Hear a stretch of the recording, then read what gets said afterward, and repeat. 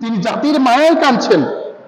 যারা ওলামায়ে কেরাম, হক্কানি আলেম, তারা জাতির মায়া করে, তারা জাতির জন্য কাজ করতে চায়। যারা নবী রাসূলদের অনুসারী তারা তাই করে, নবীরাও তাই করেছে। আল্লাহ নবী সাল্লাল্লাহু আলাইহি সাল্লাম তিনি তার জাতির উদ্দেশ্যে বদদোয়া করেন নাই, বরং বলে কথা, আল্লাহ এদেরকে মাফ করো, আল্লাহ এরা ঈমান না আনুক, অন্যরা তো ঈমান আনবে। যাই হোক, তো এরপরে সালেহ আলাইহিস সালাম আরো বললেন, ইন্নী লাকুম রাসূলুন আমিন, নিশ্চয়ই আমি তোমাদের জন্য একজন বিশ্বস্ত রাসূল। নবীরা বিশ্বস্ত। আমার নবী সাল্লাল্লাহু আলাইহি ওয়াসাল্লাম যখন মক্কায় ছিলেন, নবুয়ত লাভ করার পূর্বেই তিনি ছিলেন আল আমিন আস-সাদিক। নবীরা বিশ্বস্ত। হেরাকল একটি কথা বলেছিল, সুন্দর কথা, খ্রিস্টান হওয়া সত্ত্বেও। আবু সুফিয়ান তাকে যখন হেরাকেলের দরবারে নেওয়া হলো, হেরাক্লিয়াস যিনি রোমান সম্রাট, তিনি বলেছিলেন, আচ্ছা তোমরা যে এই কথা বলছো, এই নবী কোনোদিন মিথ্যা কথা বলেছে বলে তোমরা কি জানো? বলে না। তিনি বললেন, যেই ব্যক্তি মানুষ সম্পর্কে মিথ্যা কথা বলতে পারে না, সে আবার আল্লাহ সম্পর্কে মিথ্যা কথা বলে কিভাবে? সুতরাং নবীরা সত্যবাদী ছিলেন। ফাত্তাকুল্লাহ ওয়া আতিউন, অতঃপর তোমরা আল্লাহ তাআলাকে ভয় করো আর আমার অনুসরণ করো। আল্লাহর নবী বলছেন, আমার অনুসরণ করো। ওয়া মা আসআলুকুম আলাইহি মিন আজরিন ইন আজরিয়া ইল্লা আলা রাব্বিল আলামিন। আল্লাহ রাব্বুল আলামিন বলেন, সালেহ আলাইহিস সালাম বললেন, আমি তোমাদের কাছে কোনো প্রতিদান চাই না, আমার প্রতিদান একমাত্র আল্লাহ রাব্বুল আলামিন দেবেন। আল্লাহ রাব্বুল আলামিন আমাদের প্রতিদান দেবেন। আমি তোমাদের কাছে প্রতিদান চাই না, তোমরা শুধু ঈমান আনো।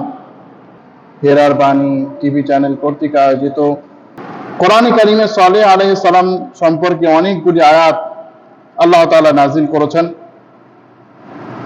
সুতরাং এই সালেহ আলাইহিস সালাম তার জীবনী আমাদের জন্য অনেক শিক্ষা। আজকে আমরা কোরআন থেকে এই নবীর আলোচনা করব ইনশাআল্লাহ। আমরা এখানে যা আলোচনা করব কোরআনুল কারীম থেকে, হাদিস থেকে আলোচনা করব ইনশাআল্লাহ। সালেহ আলাইহিস সালাম সম্পর্কে একটি হাদিস আমরা শুরুতেই আলোচনা করে নেই। রাসূলুল্লাহ সাল্লাল্লাহু আলাইহি ওয়াসাল্লাম যখন বিদায় হজের সফরে আছেন, তখন ওয়াদি উসফান নামক এলাকায় তিনি আসলেন। ওই পাহাড়ের নিকটে এসে তিনি আবু বকর সিদ্দিক রাদিয়াল্লাহু তাআলা আনহুকে জিজ্ঞাসা করলেন, আবু বকর, এই পাহাড়ের নাই উপত্যকার নাম কি? তিনি বললেন, এই উপত্যকার নাম হচ্ছে ওয়াদি আল উসফান। তিনি বলেন, আমাকে দেখানো হলো যে হুদ আলাইহিস সালাম এবং সালেহ আলাইহিস সালাম তারা হজ করেছেন এবং হজ করে তারা যাচ্ছে। এই হাদিস থেকে কয়েকটি শিক্ষা আমরা পাই। এক নম্বরের শিক্ষা হচ্ছে, যদি আমাদের কোনো কিছু না জানা থাকে তাহলে জিজ্ঞাসা করা। আল্লাহর নবী তো অবশ্যই জানতেন যে এটি কোন এলাকা, কোন ওয়াদি, কোন উপত্যকা। তারপরেও তিনি আবু বকর সিদ্দিক রাদিয়াল্লাহু তাআলা আনহুর কাছে জানলেন, কারণ আবু বকর সিদ্দিক রাদিয়াল্লাহু আনহু ব্যবসা বাণিজ্যের উদ্দেশ্যে বিভিন্ন জায়গায় তিনি সফর করেছেন।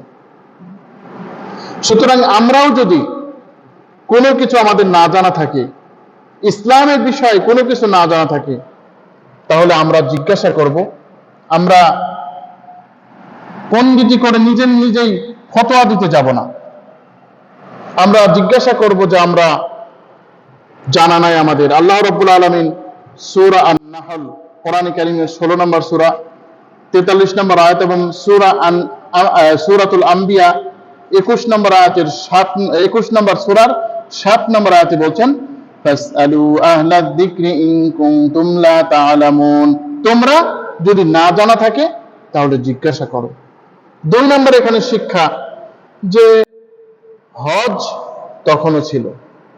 আদম আলাইহিস সালাম প্রথম কাবা ঘর নির্মাণ করেন, তখন থেকে আসলে হজের এই প্রচলন ছিল বলে হাদিস থেকে জানা যায়, কারণ সালেহ আলাইহিস সালাম অনেক আগে ছিলেন। কিন্তু নূহ আলাইহিস সালামের প্লাবনে এই কাবা ঘর বিলীন হয়ে যায়, কিন্তু তার যে কাঠামোটা ছিল পরে ইব্রাহিম আলাইহিস সালাম নির্মাণ করেন।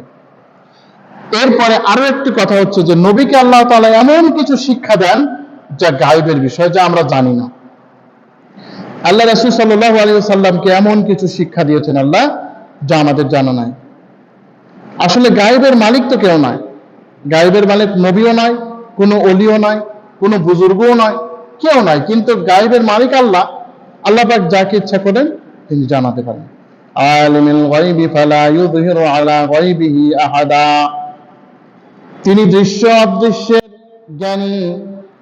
ফালা ইউযহিরু আলা গায়বিহি আহাদা, তিনি তার গায়বের বিষয় কাউকে জানান না, তবে ইল্লা মান ইরতাদা মির রাসূলিন ফাইন্নাহু ইয়াসলুকু মিন বাইনি ইয়াদাইহি ওয়া মিন খালফিহি রাসাদা, তবে যারা নাকি রাসূল তাদেরকে কিছু গায়েবের খবর তিনি জানিয়ে দেন, তাদের সামনে ও পেছনে অনেক প্রহরা থাকে।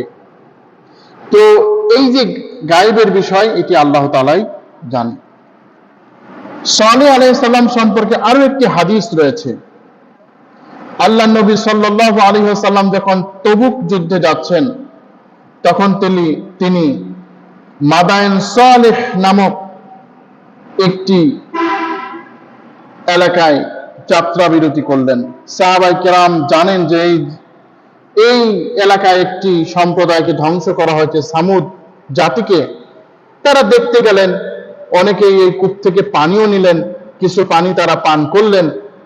আল্লাহ নবী সাল্লাল্লাহু আলাইহি ওয়াসাল্লাম বললেন, খবরদার, আল্লাহ রাব্বুল আলামিন যে স্থানকে গজবের মাধ্যমে ধ্বংস করেছেন, তোমরা ওই এলাকায় কিছু করো না, পানি খেও না। খবরদার, যে রুটি বানিয়েছো এই আটা ফেলে দাও, নইলে গরু, তোমাদের যে উটগুলি আছে তাকে খাইয়ে দাও। এর ফলে আমরা বুঝলাম যে এলাকা ধ্বংসপ্রাপ্ত হয়েছে ওই এলাকায় খুব আগ্রহ করে যাওয়া এটা দরকার নাই, তবে শিক্ষার জন্য যাওয়া যাবে। কুল সিরু ফিল আরদি সুম্মা আনজুরু কাইফা কানা আকিবাতুল মুকাদ্দিবিন, আপনি বলুন, তোমরা জমিনে পরিভ্রমণ করো আর দেখো মিথ্যুকদের পরিণাম কি হয়েছে। এবারে সালেহ আলাইহিস সালাম তাকে প্রেরণ করা হয়েছিল সামুদ জাতির নিকট। কোরআনে কারিমে আল্লাহ রাব্বুল আলামিন অনেক আয়াতে এই সালেহ আলাইহিস সালাম সম্পর্কে বলেছেন। তিনি সালেহ আলাইহিস সালাম সম্পর্কে বেশ কিছু কথা বলেছেন। আল্লাহ রাব্বুল আলামিন সূরা শুআরা, এই সূরা শুআরা কোরআনে কারিমে অত্যন্ত একটি গুরুত্বপূর্ণ সূরা। এই সূরাটি আপনারা পড়বেন আগা থেকে শেষ পর্যন্ত, 228টি ছোট ছোট আয়াত। এখানে আপনারা পাবেন নবীদের অনেক আলোচনা। এখানে সালেহ আলাইহিস সালাম সম্পর্কে আল্লাহ পাক বলছেন, কাযযাবাত সামুদুল মুরসালিন, সামুদ সম্প্রদায় পয়গম্বরদের মিথ্যা বলেছিল, অর্থাৎ সালেহ আলাইহিস সালামকে তারা মিথ্যা বলেছিল, যার ফলে সমস্ত নবীদের মিথ্যা বলার সমান। إذ قال لهم أخوهم صالح ألا تتقون, সালেহ আলাইহিস সালাম বললেন, হে আমার ভাই, তাদের ভাই সালেহ বললেন, তোমরা কি আল্লাহকে ভয় করবে না? প্রত্যেকটা নবী আল্লাহকে ভয় করার কথা বলছেন। এর আগে আমরা নূহ আলাইহিস সালাম সম্পর্কেও কথা শুনেছিলাম যে নূহ আলাইহিস সালামও বলেছিলেন যে তোমরা আল্লাহকে ভয় করো। হুদ আলাইহিস সালাম তিনিও বললেন আল্লাহকে ভয় করো। সামুদ জাতির নিকট সালেহ আলাইহিস সালাম তিনিও বললেন আল্লাহকে ভয় করো। আমার নবী সাল্লাল্লাহু আলাইহি ওয়াসাল্লাম তিনি বললেন, তিনি প্রত্যেকটা কথায় বলতেন তোমরা আল্লাহকে ভয় করো। আল্লাহকে ভয় একটা গুরুত্বপূর্ণ জিনিস, ব্যাপার। সবচেয়ে বড় সম্পদ ইমানদারদের, যে হৃদয়ে আল্লাহর ভয় নাই ওই হৃদয় শূন্য মরীচিকা, তাছাড়া আর কিছু না। কারণ মরীচিকার মধ্যে যেমন কোনো ভালো কিছু তেমন কিছু হয় না, ওই ব্যক্তিরও তেমন কিছু হবে না। সালেহ আলাইহিস সালাম আরো বললেন, ইন্নী লাকুম রাসূলুন আমিন, নিশ্চয়ই আমি তোমাদের জন্য একজন বিশ্বস্ত রাসূল। নবীরা বিশ্বস্ত।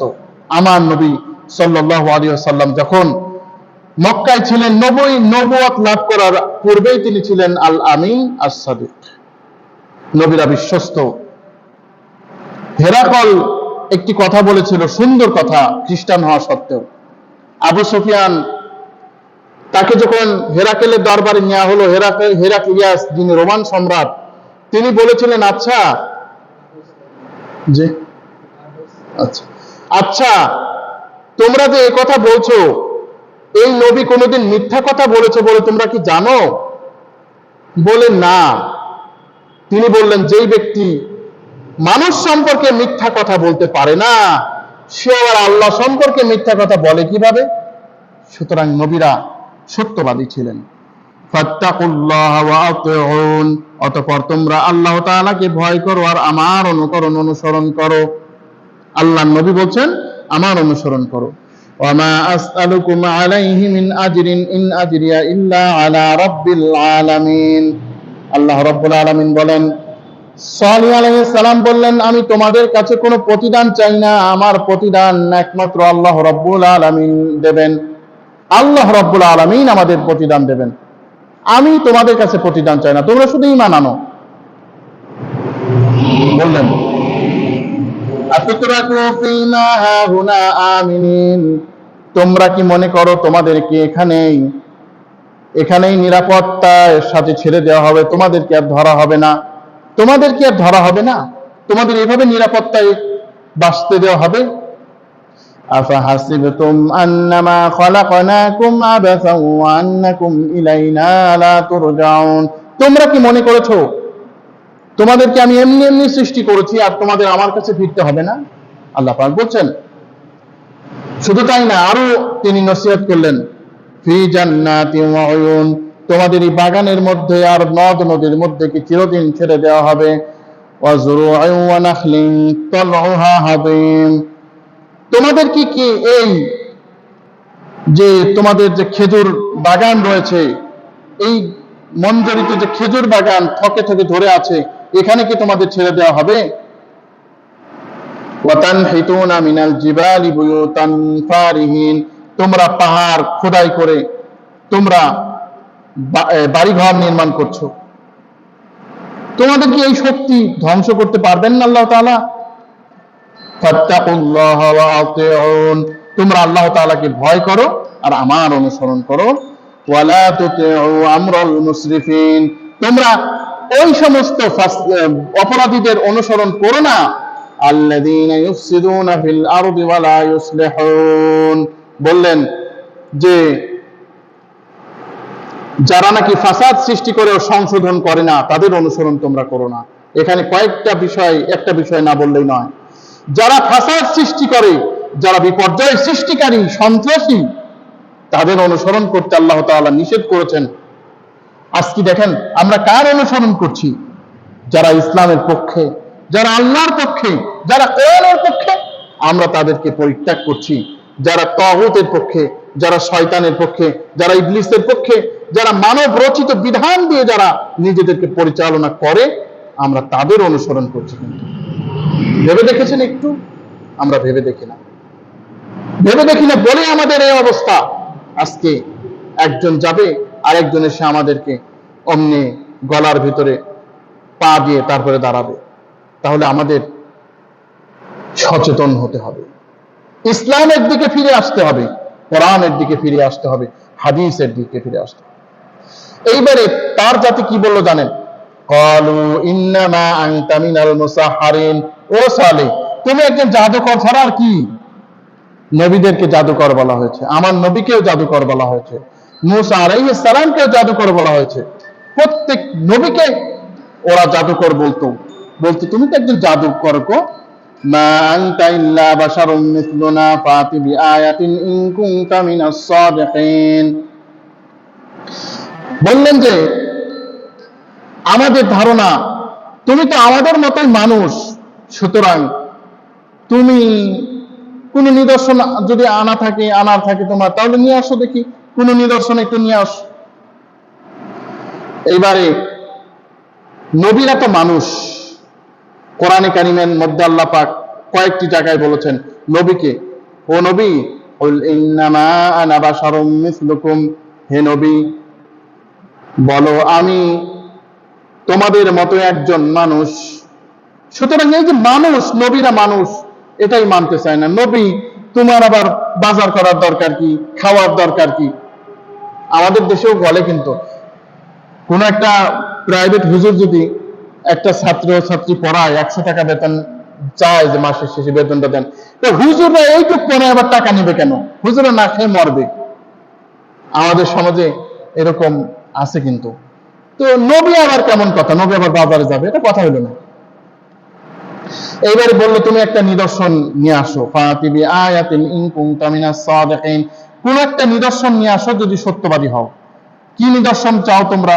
আল্লাহর নবী সালেহ বললেন যে ওই যে পাহাড় আছে, ওই পাহাড় থেকে একটা গর্ভবতী উট তোমাকে নিয়ে আসতে হবে, তাহলে তোমার কথা আমরা মানব। আল্লাহর নবী সালেহ আল্লাহর কাছে দোয়া করলেন, দোয়া করার সাথে সাথেই দোয়া কবুল।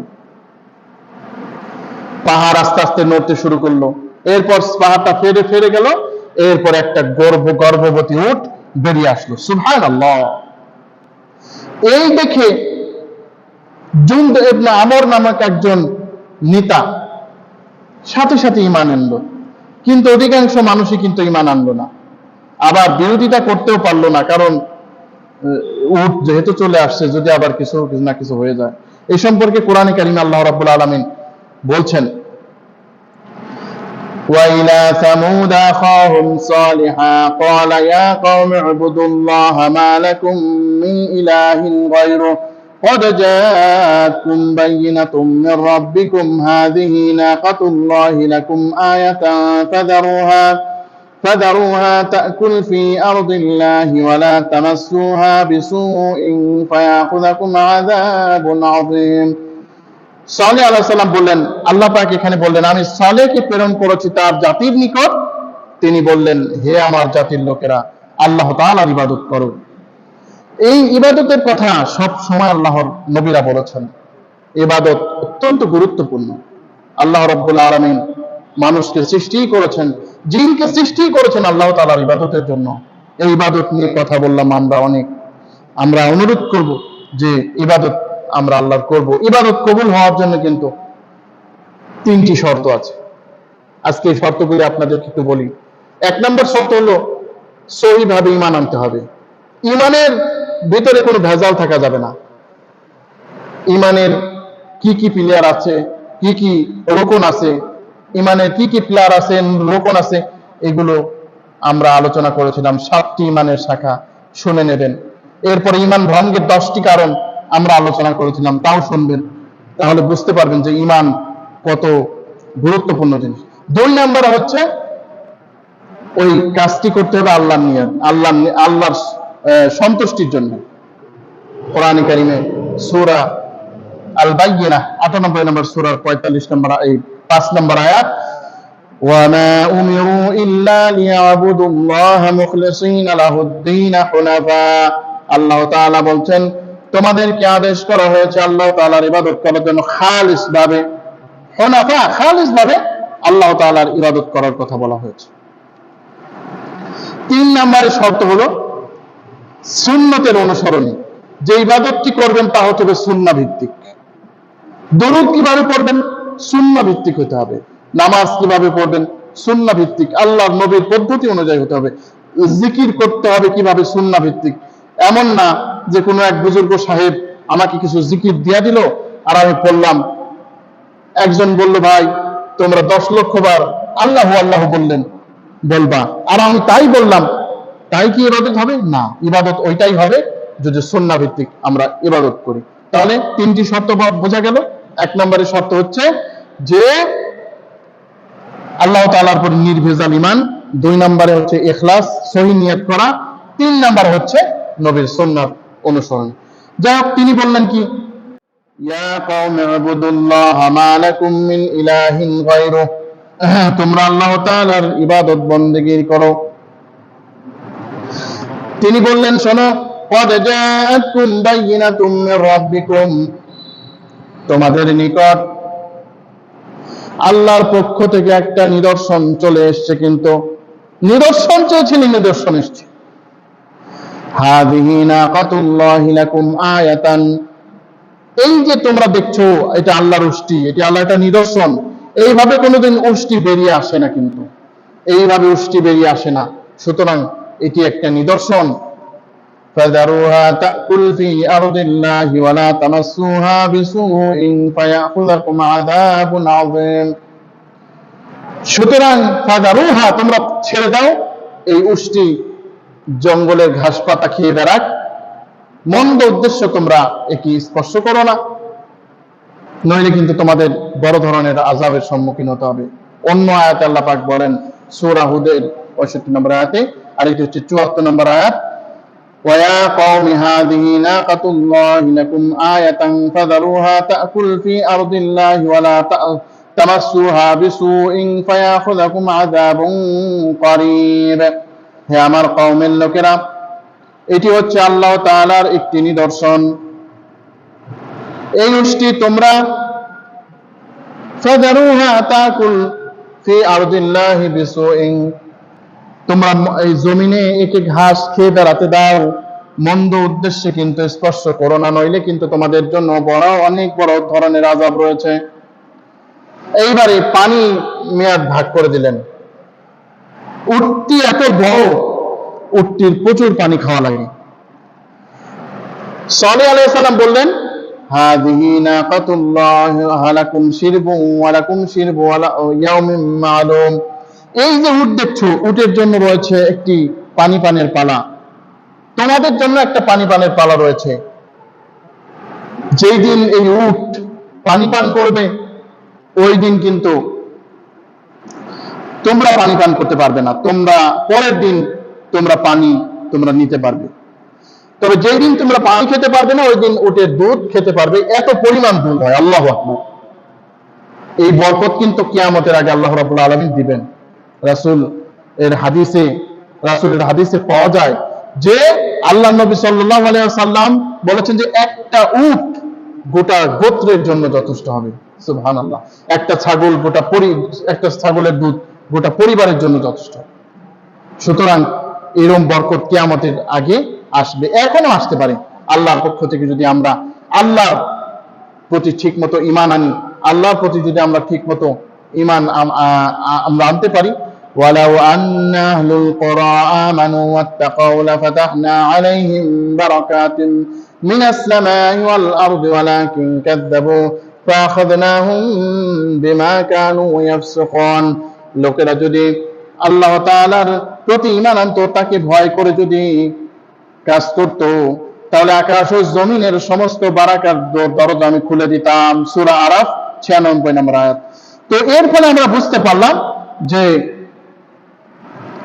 এই যে উট, আল্লাহ রাব্বুল আলামিন নিদর্শন দিলেন, বললেন যে খবরদার এর সাথে বেয়াদবি করো না। সূরা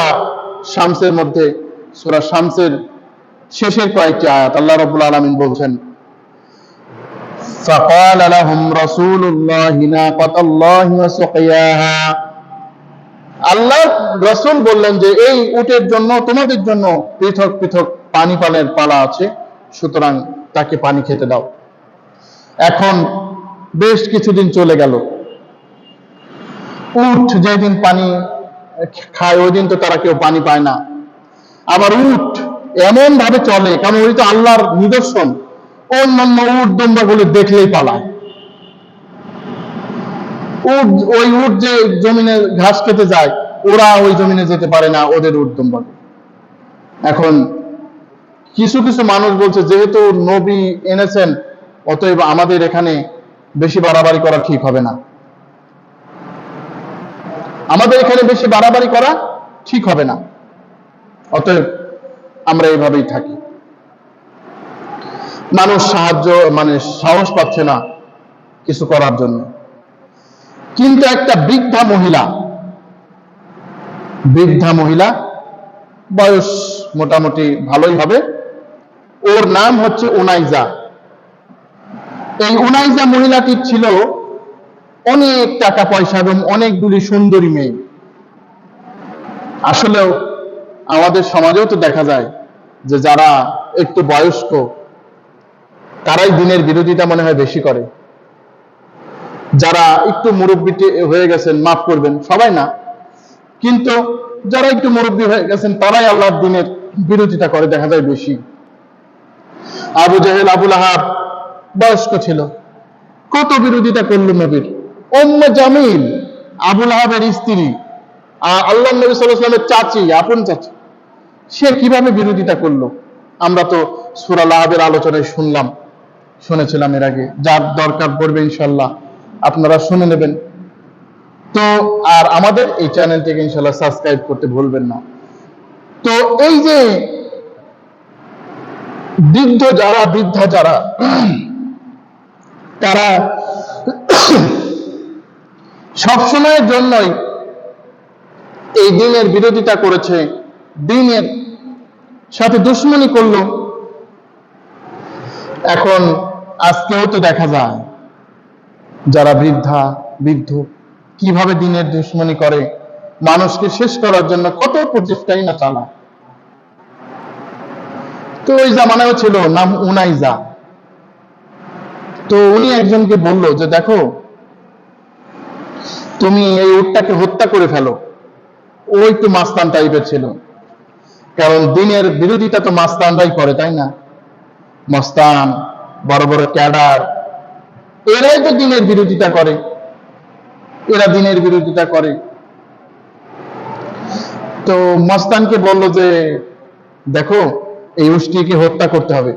বলে না বাপু, এই উষ্টটিকে আমি হত্যা করতে পারবো না, এটা নবীর উট। আল্লাহ যদি আমার উপরে গজব টজব নাজিল হয় কেমন হবে? সবাই তো একরকম হয় না, সবাই একরকম হয় না। তো এই বেচারা লোভ টোপ দেখিয়ে কিছু মানুষকে মানে রাজি করে ফেললো। আরেকজন মহিলা রয়েছে, যেও খুব সুন্দরী, কম বয়স্ক মহিলা, ওর নাম হচ্ছে সদাকা। এই সদাকা মহিলাটি একজনের কাছে প্রস্তাব দিল যে তুমি যদি এই উষ্টটিকে মেরে ফেলতে পারো, তুমি আমাকে যা ইচ্ছা তাই করতে পারবে। নাউজুবিল্লাহ। দ্বীনের বিরোধিতা করার জন্য মানুষ সব কিছু করতে প্রস্তুত। আজকে আমাদের দেশে সকল যারা আলেম ছিল, আজকে দেখেন দ্বীনের বিরোধিতা করতে গিয়ে একজনকে জান্নাতি হিসেবে ঘোষণা করতে এদের বুক কাঁপে না, অথচ জান্নাতের মালিক কি ওই ব্যক্তি, ওই আলেম নিজে? আল্লাহ নবী সাল্লাল্লাহু আলাইহি ওয়াসাল্লামের সামনে তার একজন প্রিয় সাহাবী ছিল উসমান ইবনে মাযউন। তিনি থাকতেন উম্মুল আলা রাদিয়াল্লাহু আনহার বাসায়। তিনি ইন্তেকাল করার পরে তিনি বললেন তিনি জান্নাতি। আল্লাহ নবী বললেন তুমি কি করে জানলে সে জান্নাতি? আল্লাহ নবী যদি বলে তুমি কি করে জানলে, তাও আমাদের দেশের কিছু কিছু আমাদের হুজুররা তো ঘোষণাই করে দেয় যে অমুক ব্যক্তি আপনি কিন্তু জান্নাতি। সুতরাং এই সমস্ত যারা ধর্মীয় লিবাস পরে দ্বীনের ক্ষতি করতে চায়, আল্লাহ এদের থেকে আমাদের রক্ষা করুন। তো ওই মহিলা আর এই দুইজন মিলে মোট 7 জন তারা রাজি করে ফেললো। 7 আর 2 মিলে 9, 7 জন পুরুষ 2 জন মহিলা। এদের কথা কোরআনে কারিমে আল্লাহ রাব্বুল আলামিন তিনি উল্লেখ করছেন সূরা নামলের মধ্যে 49 নম্বর আয়াতে যে وَكَانَ فِي الْمَدِينَةِ 9 رَهْطٍ يُفْسِدُونَ فِي الْأَرْضِ وَلَا يُصْلِحُونَ। তার জাতির লোকের 7 জন ব্যক্তি রয়েছে যারা জমিনের মধ্যে যারা বিশৃঙ্খলা সৃষ্টি করত কিন্তু সংশোধন করত না।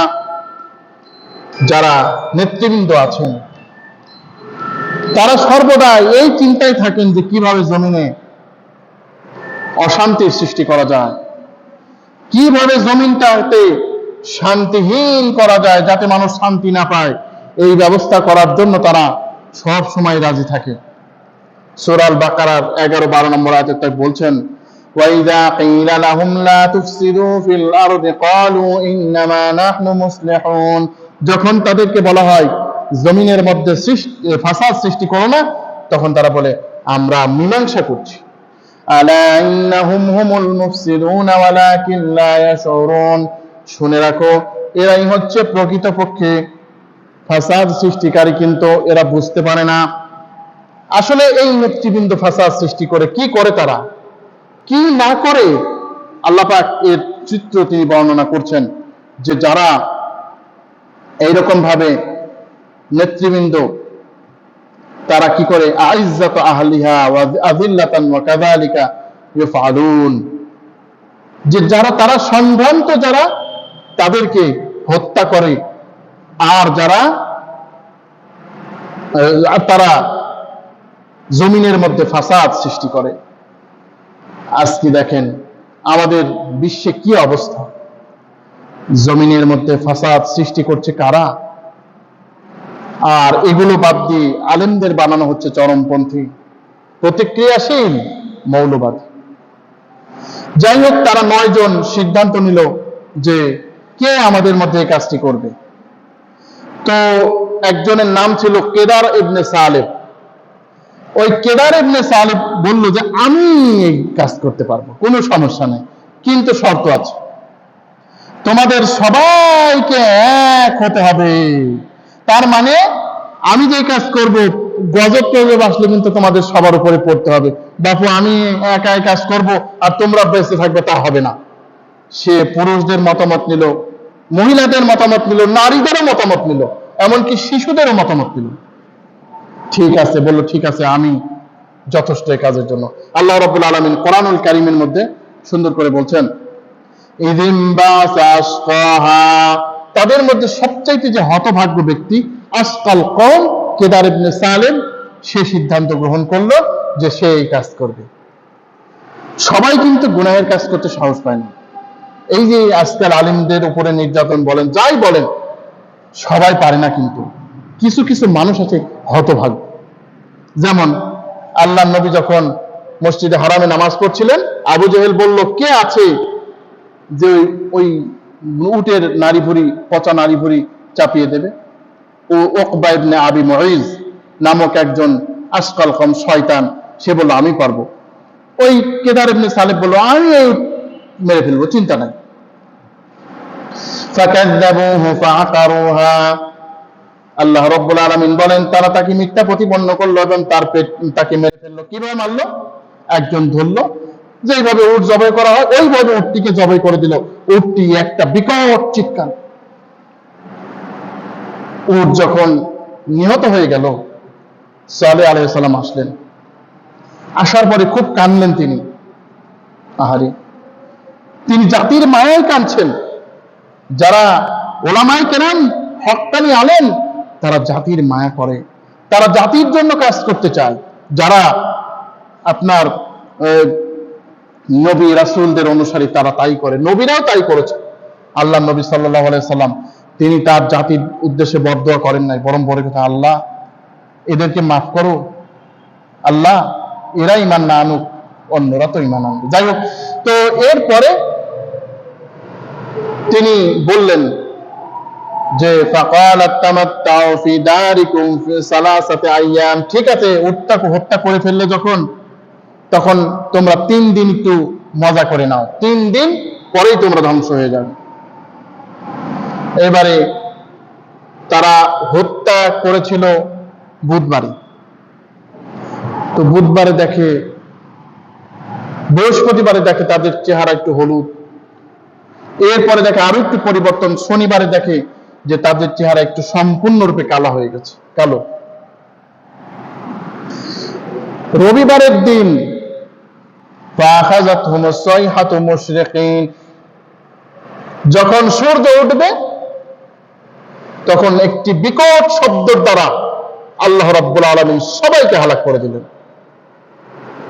আল্লাহ রাব্বুল আলামিন বলেন, ফালাম্মা জাআ আমরুনা সালিহান ওয়াল্লাযীনা আমানু মাহু বিরাহমাতিন মিন্না, অতঃপর আমি সালেহ এবং তার সাথে যারা ঈমানদার তাদেরকে আমি হেফাজত করলাম, আল্লাহর রহমতে তাদেরকে রক্ষা করলাম। ওয়া আখাযাতিল্লাযীনা যালামুস সাইহাতু ফাআসবাহু ফি দারিহিম জাসিমিন, অতঃপর আর ওয়া আখাযাতিল্লাযীনা যালামুস সাইহাতু ফাআসবাহু ফি দারিহিম জাসিমিন, জালিমদেরকে একটি শব্দ পাকড়াও করলো, ফলে তারা লাশ হয়ে পড়ে রইল। আরেকটি ঘটনা এখানে মাঝখানে বাদ পড়ে গেছে, তা হলো যে ওই 9 জন যখন এই উষ্টটিকে হত্যা করে ফেললো, তখন বললো এবার নবীকেই হত্যা করে ফেললো। তখন আল্লাহ পাক আর সহ্য করলেন না, একটা গজব এসে তাদেরকে শেষ করে দিল। ওই 9 জন আগে মৃত্যুবরণ করলো, এরা পরে মৃত্যুবরণ করলো। কোরআনে কারিমে অনেকগুলি আয়াতে এ সম্পর্কে আছে।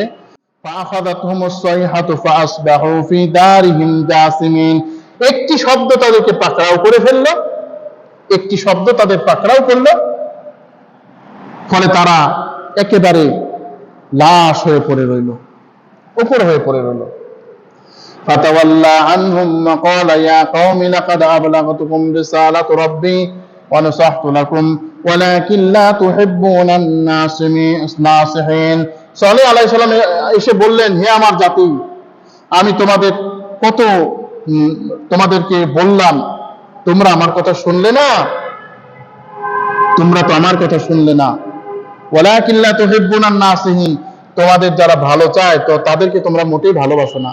আজকে আমরাও তো আলিম উলামা আমাদের কত ভালো চায়, দ্বীনের দাওয়াত দেয়, সেই দ্বীনি দাওয়াত আমরা শুনি না। সেই দ্বীনের দাওয়াতের উপরে আমরা নিষেধাজ্ঞা আরোপ পর্যন্ত করতে পারি, এত সাহস আমাদের। দেখেন, ওই জামানা আর এই জামানার মধ্যে পার্থক্য খুব নাই। কিন্তু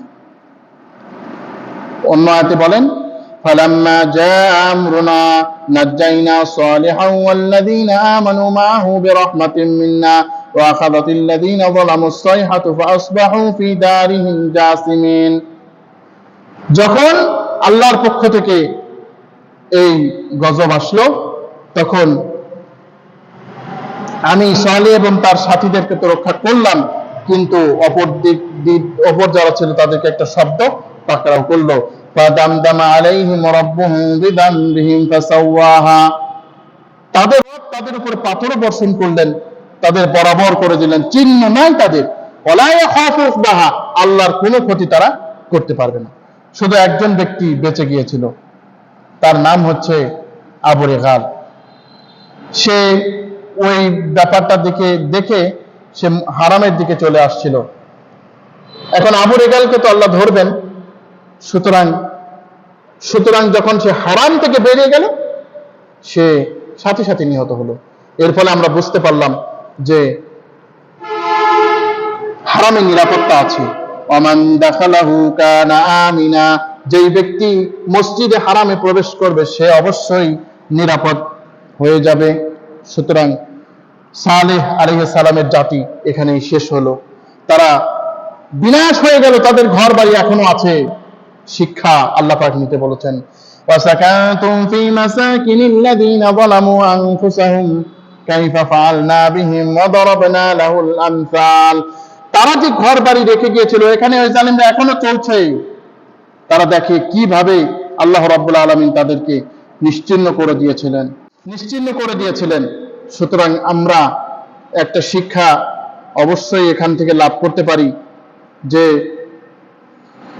আল্লাহ রাব্বুল আলামিন চাইলে কিন্তু তিনি অনেক কিছুই করতে পারেন।